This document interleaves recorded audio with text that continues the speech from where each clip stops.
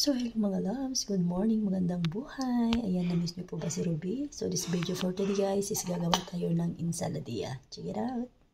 Meron tayong patatas, green beans, at saka oliva, tsaka itlog.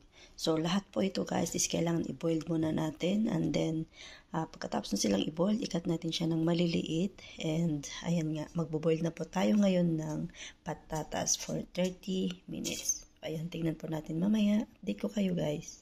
Pinagsabay ko ng i-boil yung itlog at saka po yung patatas. Ayan.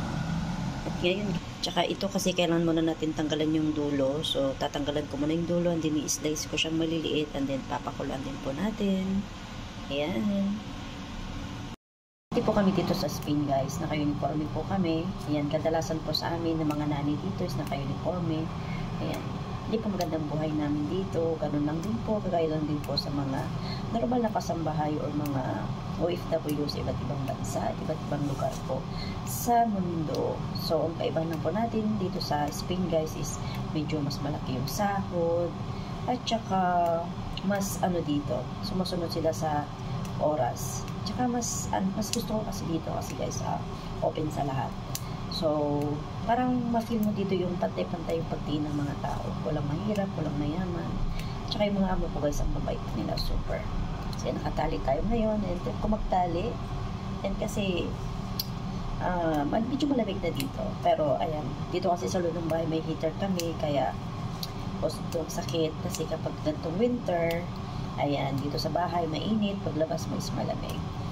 So, update ko kayo later guys pag matapos ko itong linisan. And then, gagawin natin mamayang hapon. Kasi guys, merong party bukas ang kapatid ni Amo.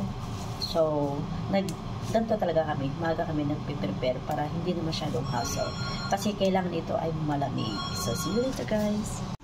So, ayun nga po mga loves, nandito na po yung ating patatas. Ayan, pinakulan ko po siya ng 35 minutes and then i-slice po natin siya ng cube para hindi po siya masyadong malaki. So, ganyan lang pong slice.